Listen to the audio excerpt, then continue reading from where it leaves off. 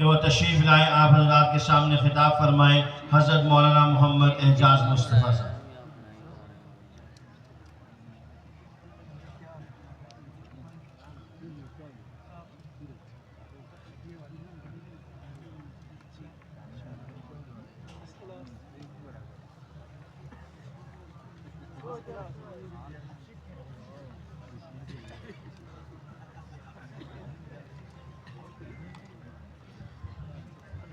نحمده ونصلي على رسوله الكريم اما بعد اعوذ باللہ من الشیطان الرجیم بسم اللہ الرحمن الرحیم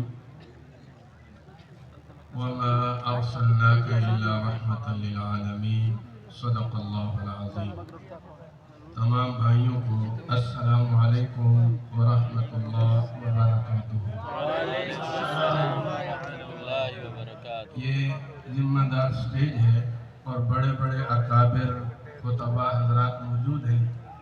میں ایک مدرس آدمی ہوں، بس ایک حدیث سنا دیتا ہوں۔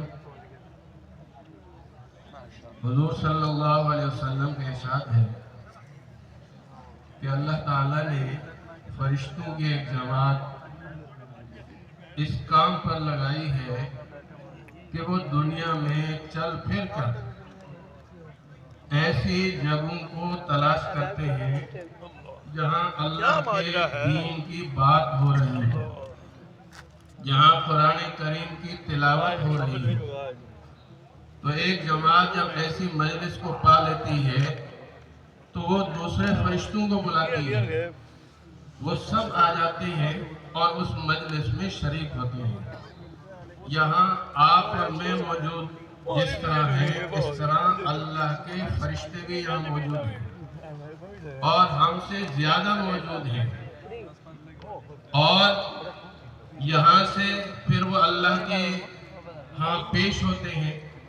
باوجود اللہ کے جاننے کے اللہ تعالیٰ ان فرشتوں سے پوچھتے ہیں کہاں سے آئے ہو؟ تو وہ فرشتے ایسی جگہ جہاں اللہ کا ذکر ہو رہا ہو، دین کی بات ہو رہی ہو، تو وہ فرشتے اللہ کے ہاں رپورٹ پیش کرتے ہیں۔ لمبی حدیث ہے، میں مختصر کر رہا ہوں۔ تو اللہ تعالیٰ آخر میں فرماتے ہیں فرشتوں گواہ رہو میں نے سب کی بخشش کر دی ہے۔ سبحان اللہ۔ تو میں یہ اس پر سنائی کہ آپ یہاں آئے اور یہاں بیٹھے ہیں تو آپ کو کیا مل رہا ہے؟ یہاں سے آپ کو بخشش کا پروانہ مل رہا ہے۔ سبحان اللہ۔ آپ کا گھر سے چل کر یہاں تک آنا، یہاں رہنا اور یہاں سے واپس جانا، ایک ایک قدم اللہ کے ہاں لکھا گیا، اور اس پر اللہ تعالیٰ انشاءاللہ ثم انشاءاللہ آخرت میں اجر اور ثواب عطا فرمائیں گے۔ ایک اور حدیث سناتا ہوں۔ یہ ہمارے اکابر تسلسل کے ساتھ ہمارے حضرت ضیاء اللہ شاہ بخاری دامت برکاتہم موجود ہیں، اور کراچی میں انہوں نے یہ بات فرمائی تھی، مجھے یاد ہے۔ فرمایا کہ ہماری اس جماعت عالمی مجلس تحفظ ختم نبوت کا یہ اختصاص ہے، یہ اعزاز ہے کہ تسلسل کے ساتھ اس مسئلے کو لے کر چل رہے ہیں۔ وقتی طور پر کسی کام کو کر لینا اور پھر خاموش بیٹھ جانا، یہ کام کرنا نہیں ہوتا۔ کام کرنا یہ ہے کہ ہمیشہ اس کام میں آدمی لگا رہے، اس کی فکر میں لگا رہے۔ آج آپ کی اس جماعت کے کتنے حضرات ہیں، مبلغین ہیں، کہاں کہاں جاتے ہیں، دیہاتوں میں جاتے ہیں۔ ایک جگہ ہمارے مبلغ ہیں میرپور خاص کے، انہوں نے دعوت دی، 18 قادیانی مسلمان ہوئے۔ کہاں تھے؟ چلے ہم کراچی سے اور ایک جھڈو مقام ہے وہاں گاڑی چھوڑی، موٹر سائیکل پر بیٹھے، موٹر سائیکل پہ چلے، آگے جھاڑیے، موٹر سائیکل بھی نہیں جا سکتا، پیدل لے کر جائے۔ میں تھا اور ہمارے حضرت مولانا مفتی رفیق احمد بالا کوٹی، جامع علوم اسلامی علامہ بن نوری ٹون کے استاد ہیں. الحمدللہ 18 قادیانی مسلمان ہوئے, انہوں نے کلمہ پڑھا ہے, اور الحمدللہ آج تک وہ ختم نبوت کے ساتھ جڑے ہوئے ہیں اور یہ کام کر رہے ہیں. یہ میں نے ایک مثال دی ہے. ہمارے یہ مبلغین حضرات کتنی محنت کرتے ہیں. ایک مبلغ 2 اضلاع میں 3 اضلاع میں پہنچتے ہیں. کہیں درس ہے, کہیں بیان ہے, کہیں ملاقات ہے, کہیں کسی قادیانی کا فتنہ ہے.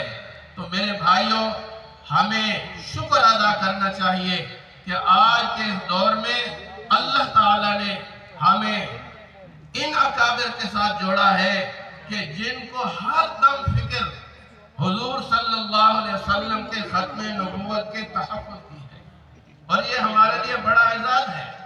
ہمارے اکابرین اخلاص کے ساتھ, محنت کے ساتھ, جد و جہد کے ساتھ, ہمارے حضرت مولانا اللہ وسایہ صاحب دامت برکاتہم العالیہ جیسے ہی فارغ ہوئے اور اس کام میں لگے, آج ہڈیاں بھی بوڑھی ہو گئی ہیں جی, اور آج بھی حضور صلی اللہ علیہ وسلم کی ختم نبوت کے تحفظ کا جذبہ لے کر چل رہے ہیں.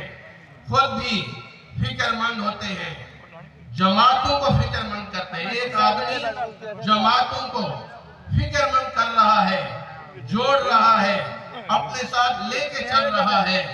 میرے بھائیوں, ہمیں ان اکابر کی عزت کرنی ہے, ہمیں اس جماعت کے ساتھ جڑنا ہے اور ان سے سبق لینا ہے. ہم نے بھی یہ فکر اپنے اندر پیدا کرنی ہے. یہاں سے آپ پٹرول لے کر جائیں, یہاں سے فکر لے کر جائیں, اور اپنے علاقے میں فکر مند رہیں.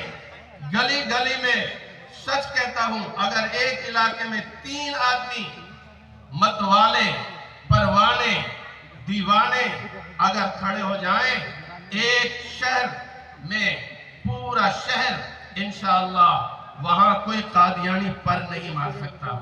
اگر کہیں قادیانی یہ شرارت کرتے ہیں تو ہم مسلمانوں کی سستی کی وجہ سے, غفلت کی وجہ سے بیداری پیدا کریں.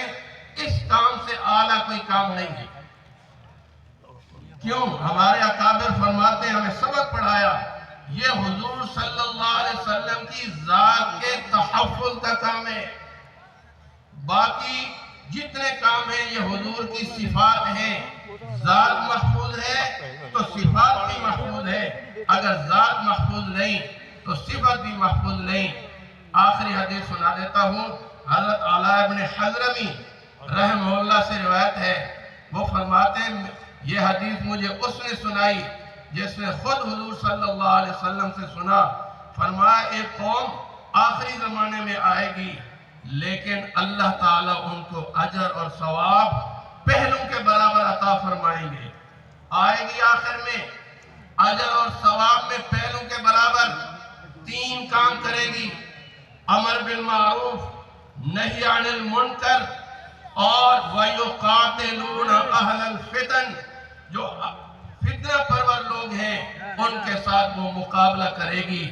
میں سمجھتا ہوں ہماری جماعت عالمی مجلس تحفظ ختم نبوت یہ اس حدیث کا مصداق ہے.